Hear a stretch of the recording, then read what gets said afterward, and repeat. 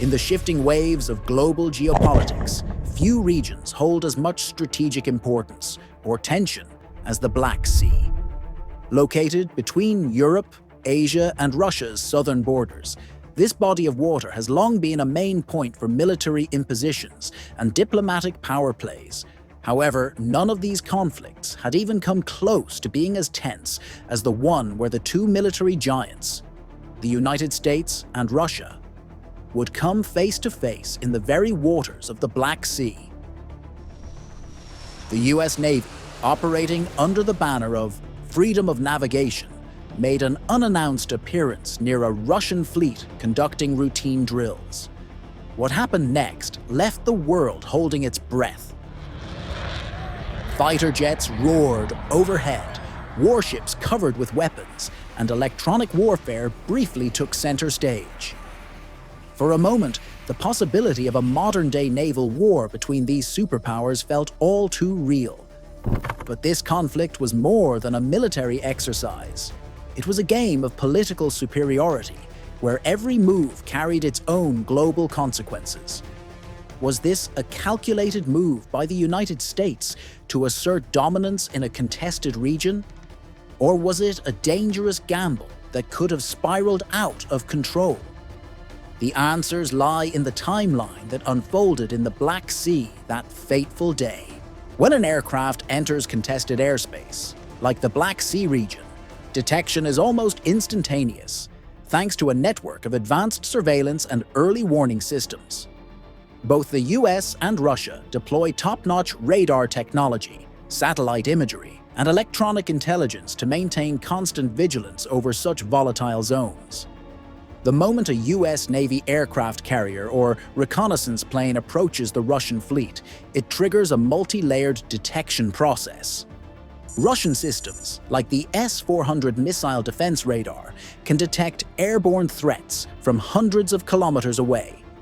These radars operate on advanced tracking algorithms capable of identifying not just the presence but also the type, speed, altitude, and trajectory of an incoming aircraft.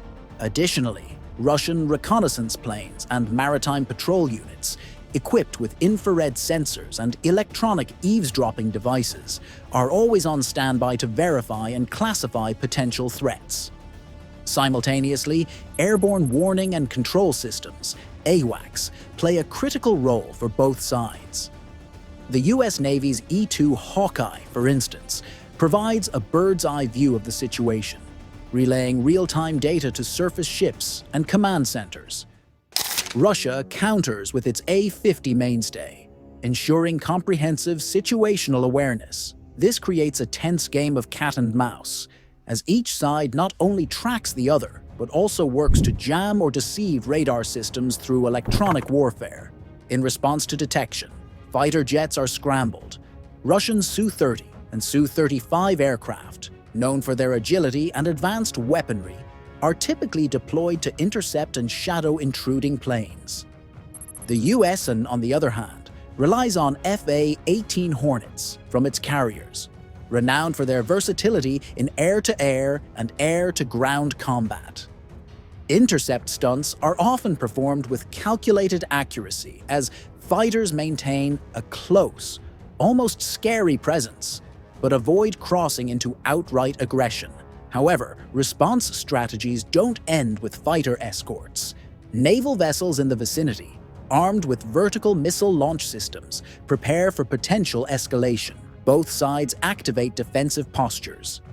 Electronic countermeasures are employed to disrupt targeting systems, and flares or chaff may be released to divert heat-seeking missiles. This rather complicated system of detection and response ensures that even a seemingly routine encounter in the Black Sea comes off as tense.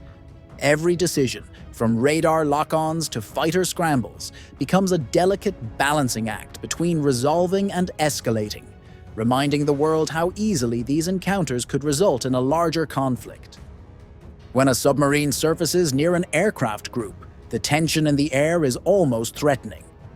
Such events demand immediate and responsible action, as a single misstep could become a broader conflict. Standard communication protocols are often the first line of defense against potential escalation. Internationally recognized systems like radio frequencies, maritime signal flags, and coded light signals allow opposing forces to convey intentions clearly and promptly. These communication tools minimize uncertainty, ensuring that both parties understand the situation without resorting to aggressive actions. In addition to on-the-spot communication, diplomacy plays an important role behind the scenes. Whenever an incident occurs, diplomatic channels between countries like the United States and Russia spring into action. Military officials and embassy representatives work tirelessly to clarify intentions, interpret actions, and calm potential hostilities. These conversations are often guided by international maritime laws, including the United Nations Convention on the Law of the Sea, UNCLOS, which provides a framework for behavior in conflict-prone waters. Such laws are particularly critical in regions like the Black Sea, where overlapping interests and historical tensions already strain relations. Even with diplomacy in play, the unpredictable nature of military encounters means that preparation for escalation remains a constant priority. Both sides understand that clear, open communication can mean the difference between a minor diplomatic spat and a full-scale conflict. Aircraft carriers represent the epitome of naval power, and their strategic positioning is carefully decided to balance defense and peace. These massive vessels are the heart of carrier strike groups, CSGs, which are surrounded by multiple escort ships like destroyers and cruisers. These escorts form a protective shield around the carrier, employing advanced radar, sonar, and surveillance systems to detect and counter potential threats, including submarines. The surfacing of a submarine near a carrier strike group immediately triggers heightened alertness. The response depends heavily on the perceived intent behind the submarine's actions. For example, if the submarine surfaces due to mechanical failure or as a gesture of communication, the carrier group may respond with caution but without hostility. In some cases, carrier escorts may even offer assistance, though this is rare in regions where mistrust runs deep. On the other hand, if the surfacing is seen as a provocative act, the carrier strike group will take defensive measures. This might include repositioning the group to a more secure location or deploying aircraft to maintain overwatch. Additionally, some CSGs are equipped with their own submarines, which provide an additional layer of underwater defense, ensuring that any threat from below can be countered swiftly. The presence of an enemy submarine disrupts the rhythm of the carrier group's mission. It reserves its resources and personnel to deal with the immediate threat, reducing the carrier's offensive capabilities in the short term. The careful choreography of a CSG's operations means that even a single intrusion can spread across its entire mission. The response to a submarine surfacing near a carrier group is not just about military ability. It is governed by strict rules of engagement, or ROE. These rules are designed to ensure that actions taken by the carrier group are proportional to the threat, comply with international laws, and prioritize de-escalation wherever possible. In the event of a submarine nearing U.S. territorial waters or threatening the integrity of the CSG, the response typically worsens in phases. Initially, the carrier group will issue verbal or visual warnings, signaling the submarine to retreat.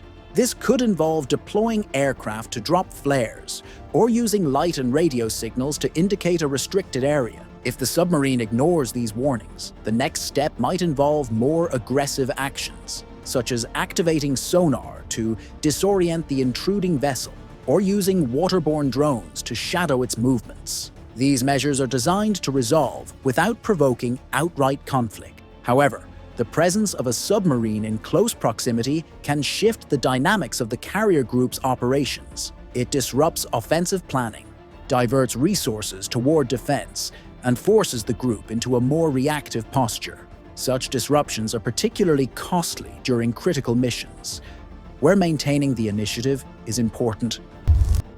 In conclusion, while the surfacing of a submarine near a carrier group is tied with tension, It is also a test of military strategy and diplomacy. The careful display of detection, communication, and measured response ensures that even high-stakes situations can be managed without becoming an open conflict. What would happen if such an encounter turned into a conflict? Share your thoughts on the strategies each side might employ in the comments below.